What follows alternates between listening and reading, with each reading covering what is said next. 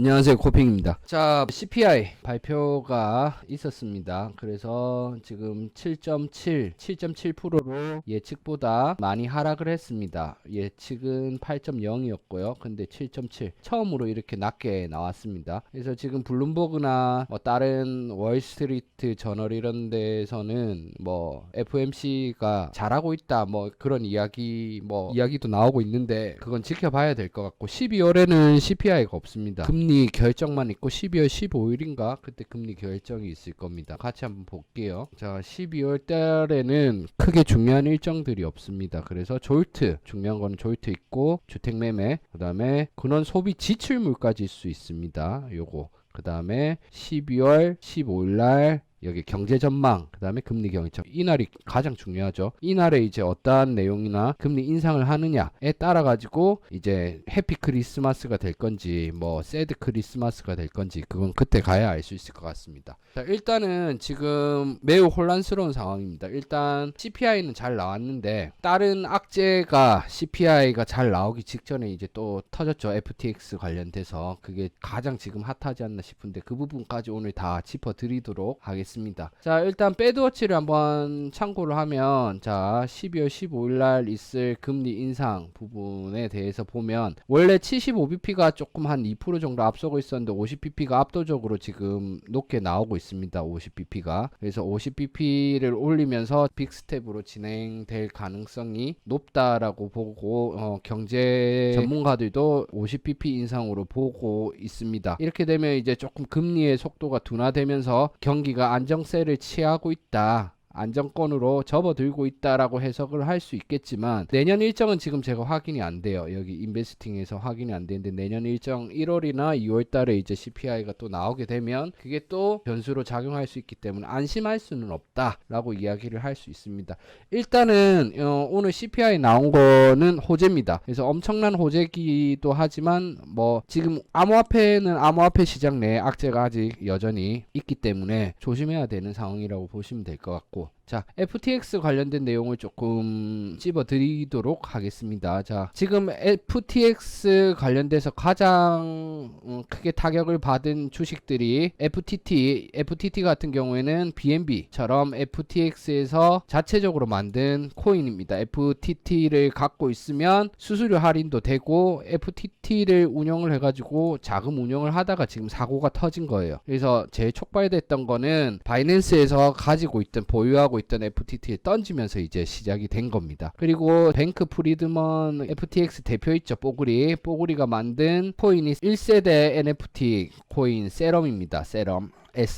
세럼인데 그래서 세럼도 크게 하락을 했고, 그 다음에 여기 보시면 알라메다가 FTX랑 자매회사예요. 자금 운용회사입니다. 그래서 알라메다가 여기 솔라나 프로젝트 초기 후원자입니다. 그러니까 엄청나게 솔라나 코인을 많이 들고 있겠죠. 그래서 솔라나, 세럼, 그 다음에 또 뭐 있어요? FTT 이렇게 다 떨어지고 있고, 비트코인 같은 경우에는 사실 큰 상관관계가 없음에도 불구하고 제2의 루나 사태가 오는 게 아닌가, 그런 시장의 위기, 그런 좀 의식을 해서 갑자기 급락을 하고 있고, 솔라나 같은 경우에는 오늘 비트코인이 반등을 이루어 주면서 지금 이제 $16까지 이제 지금 반등을 했고 26% 지금 상승을 한 상황입니다. FTT는 조금씩 회복돼 있는데 지금 FTX가 $80억 구해야 됩니다. 그래서 $40억 이미 구해져 있는 상태고 40억 더 구해야 되는데 이거를 못하면 이제 파산을 하고 거래소가 문을 닫을 수도 있는 상황이기 때문에 아직은 암호화폐 시장은 사실 살얼음판이지 않나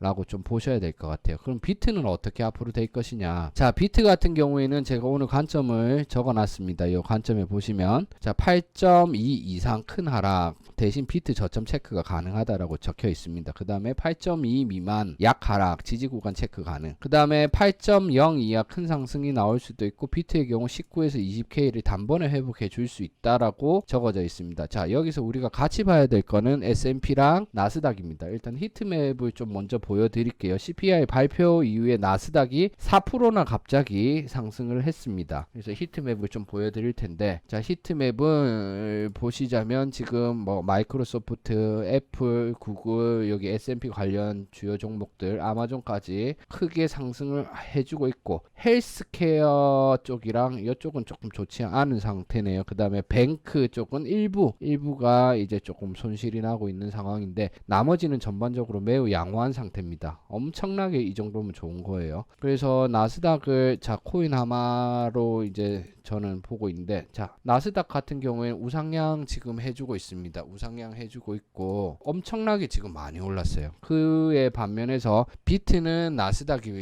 지금 거의 6% 가까이 올라갑니다. 5.6% 지금 상승을 했거든요. 5.6% 상승을 했는데, 비트 같은 경우에는 지금 문제가 뭐냐면, 이 기존의 FTX 악재라든가, 그 다음에 오늘 뭐 테더, 뭐 디패깅 문제도 있고, 웨이브 스테이블 코인, 또 트론 스테이블 코인, 또 그런 것들이 있기 때문에 조금 나스닥에 비해서 지지부진한 모습을 보여주고 있습니다. 자, 그래서 여기 제 카톡방인데, 정보방입니다. 카톡 정보방. 로이터에서 FTX 자금 조달 진행 다음 주에, 요게 이제 부분인데, 구독, 좋아요 부탁드려요. 이게 호재로 다가올지 악재로 다가올지 어떻게 될지 모르겠어요. 그래서 저스틴 선 트론 창업자가 지원을 하겠다, 문제없게 되도록 지원을 하겠다라는 이야기를 했는데, 이게 어떤 식으로 지금 반응이 될지 모르겠고, 이제 그 창펑이 바이낸스 대표가 인수 포기를 하면서 인수하지 않겠다, 보드만 조작된 것도 많고 이건 거의 뭐 문제가 많다라면서 인수 포기를 했는데, 그 이후에 저스틴 선이 이제 또 지원을 하겠다 이렇게 했는데, 또 저스틴 선 트론까지 이제 공격을 받게 되면 또 다시 한 번 더 하락이 올 수 있겠죠, 나스닥이랑 다른 케이스로. 그래서 나스닥은 엄청 많이 올랐어요. 진짜 5.7% 올랐으면 진짜 많이 오른 겁니다. 그래서 이 부분은 조금 이제 우리가 지켜봐야 될 것 같고, 일단 비트 같은 경우에는 만약에 CPI가 이렇게 잘 나왔기 때문에 저점 같은 경우 거의 17K 밑으로는 이제 빠지기 좀 힘들지 않나, 좀 그렇게 생각이 됩니다. 그 다음에 17K 때 3번 고래가 한 5,000개 정도 비트를 매집을 해놨는데, 아마 대부분의 고래들도 17K 근처나 17K 밑에서 비트코인을 많이 매집을 했고, 지금 거래소에서 이탈된 물량이 비트코인 10만 개가 넘게 있습니다. 그래서 우리가 앞으로 다가올 악재에 대해서 조금 점검을 해보자고 하면, 채굴자들 물량.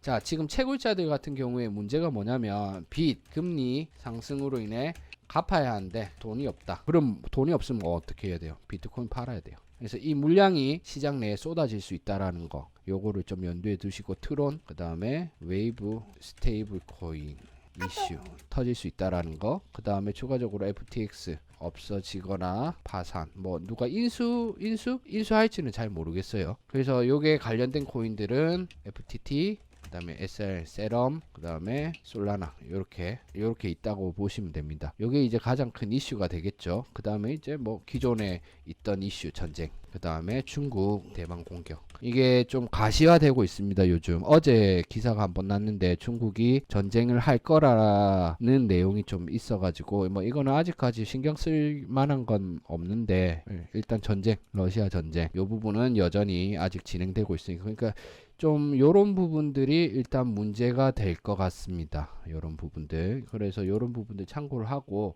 자, 제가 생각하는 불장의 시기라든가 앞으로 어떻게 될 건지 조금 설명을 드리겠습니다. 일단 뭐 차트만 보고 3월 달에 상승이 올 것 같아요, 4월 달에 상승이 올 것 같아요 라고 이야기하는 거는 조금 무리한 이야기인 것 같고, 자, 우리는 배드워치를 보면서 앞으로 금리 인상과 어떻게 대차 대조표를 움직일지 연준에서 대충 예상을 할 수 있는데, 일단 지금 어제자 기사 나온 거는 최대 6%까지 연준, 600이죠. 600bp죠. 600까지 연준이 올릴 수도 있다라는 기사가 났는데, 그거는 뭐 추측성 기사이기 때문에 굳이 뭐라고 이야기하기는 그렇고, 자, 여기 보시면 500bp 있죠. 500bp 기준으로 보시면 됩니다. 500bp 여기서, 자, 여기도 500bp죠. 그 다음에 5월달 500bp, 6월달도 500bp죠. 그러니까 제가 봤을 때는 요게 3월달입니다. 135, 내년에는 135거든요. 그래서 제가 봤을 때는 불장의 시기는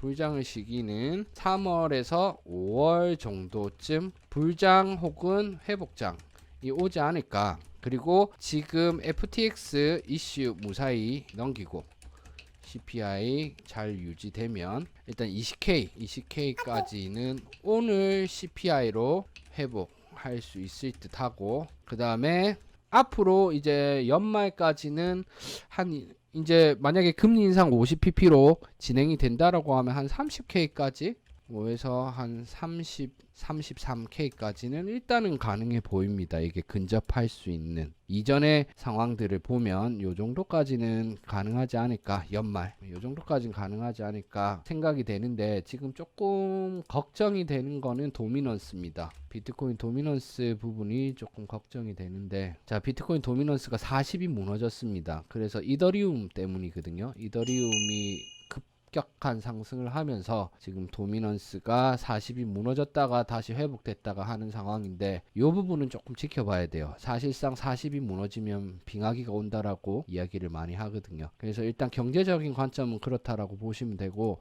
차트적으로 조금 분석을 한번 해보자라고 하면, 일봉으로 우리가 한번 보자고요. 그 일봉이 보자. 아직 하락이 끝나지는 않았어요. 일봉상 하락이 끝나려면 시간이 꽤 걸릴 것 같아요. 만약에 자, 지금 5일선이 18.7인데 18.7이 오늘 내일 내로 만약에 회복이 된다라고 하면 조금 이야기가 달라질 수 있습니다. 이 완전 억지로 끌어올린 차트 모양이 되긴 하는데, 그렇게 되면 이야기가 달라지지만 아직까지 18.7까지 올라가려면 조금 시간이 걸릴 것 같습니다. 차트상으로 봤을 때는. 주봉으로 한번 보겠습니다. 크리스마스 기준으로 보자고 하면 많이 상승해봤자 차트상으로는 연말까지 한 23K에서 25K 볼린저 기준으로 제가 설명을 드리고 있는 거고, 여기서 조금 횡보를 해야 되고, 여기서 만약에 더 빠지게 되면 엄청나게 빠질 수도 있는 상황이네요. 지금 12.8K까지도 충분히 빠질 수 있는 상황입니다. 지지선이 거의 다 무너졌기 때문에. 그래서 지금 보면 우리가 회복해줘야 되는 선은 19.7K.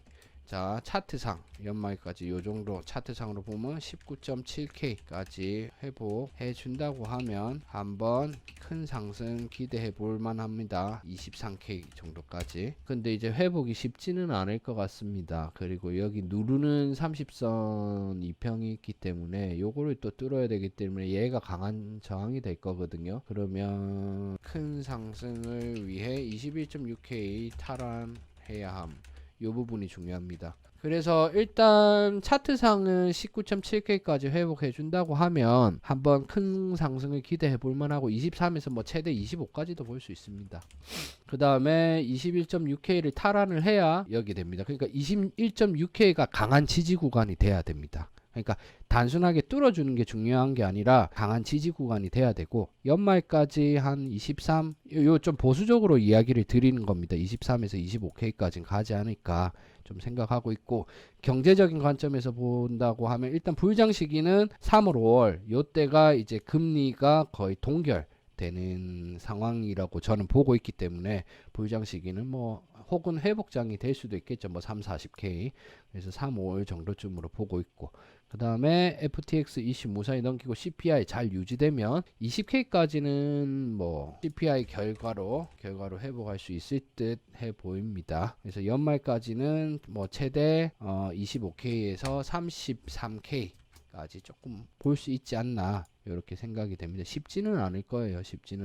근데 이제 이렇게 금리가 안정이 되면, 왜 이제 경기 관점을 이렇게 보면 금리가 안정이 되면 뭐가 되냐면 현물 매수세가 들어옵니다. 지금은 이 비트코인을 결정짓는 게 선물 매수세거든요. 그래서 현물 매수세가 들어오면 시장의 상황이 달라집니다. 훨씬 더 좀 안정적이게 움직이게 되고, 한번 상승하면 크게 움직이고, 떨어지더라도 현물 같은 경우에는 청산이라는 개념이 없기 때문에 조금 오랫동안 홀딩하는 그런 경향이 있습니다. 이제 다만 현물 같은 경우에는 패닉셀이 생길 수도 있으니까, 뭐 급격한 하락이 나오면 더 추가적 하락이 나올 수도 있으니까 그 부분은 좀 염두에 두셔야 될 것 같습니다. 그래서 이 부분 한번 참고하셔가지고 매매하시는데, 내년 3, 5월까지 는 회복장에 올 수 있다라고 보고, 다만 조심해야 할 건 악재가 갑자기 터질 수 있죠. 뭐 전쟁, 아까 이야기했죠. 전쟁, 중국 대만 공격, 이거는 엄청 가능성이 낮긴 합니다. 뭐 아직 확정적으로 공격하거나 한 게 없으니까. 그래서 일단 러시아 전쟁, 그 다음에 여기 FTX 이런 부분들, 그 다음에 트론 웨이브 스테이블 코인 이슈, 그 다음에 채굴자들 물량.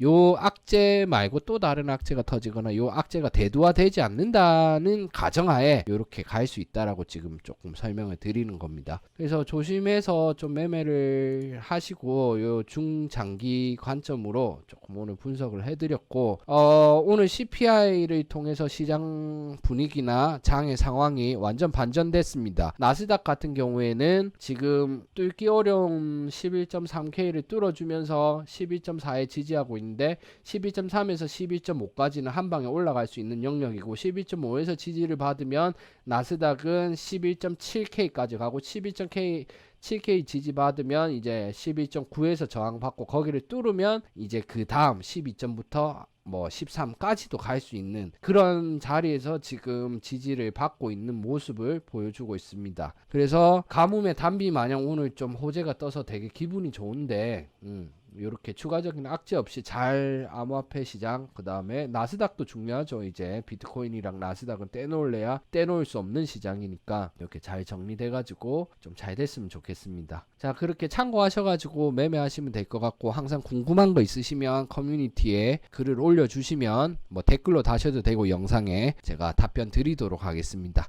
감사합니다. Check it out.